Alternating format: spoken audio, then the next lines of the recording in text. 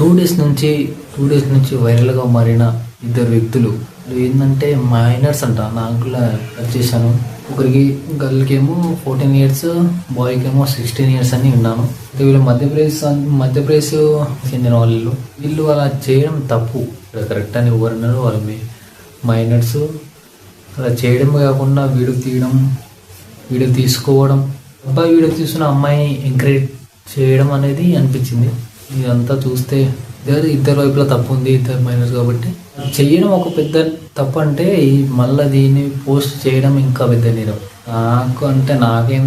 నాకేమనిపిస్తుంది అంటే ఈ కాలంలో పిచ్చిందో, ఈ వీడియో తీసుకొని పిచ్చిందో, మైనర్స్ ఇద్దరు చేసుకోవడం ఏందో, అసలు వాళ్ళ అవగాహన ఎలా వస్తుంది అనేది వాళ్ళ మైండ్ సెట్తో ఆలోచిద్దాం.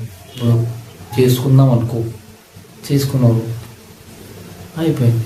ఆ వీడియో తీసుకోవడం ఎందుకు, తీసుకొని వాళ్ళు పోస్ట్ చేయడం ఎందుకు?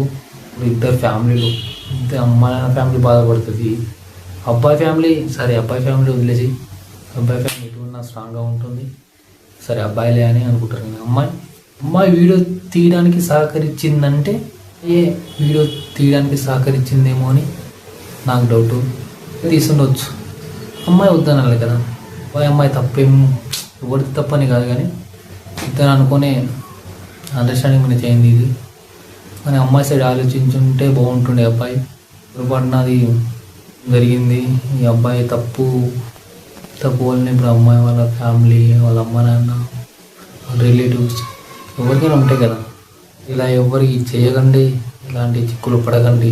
జిందగీ బర్బాద్ అవుతుంది మీ వల్ల, ఒకరి జీవితం నాశనం అవుతుంది, ఒక కుటుంబమే పరువు రోడ్డు మీద పడుతుంది. చేసే వాళ్ళని ఎంకరేజ్ చేయకండి.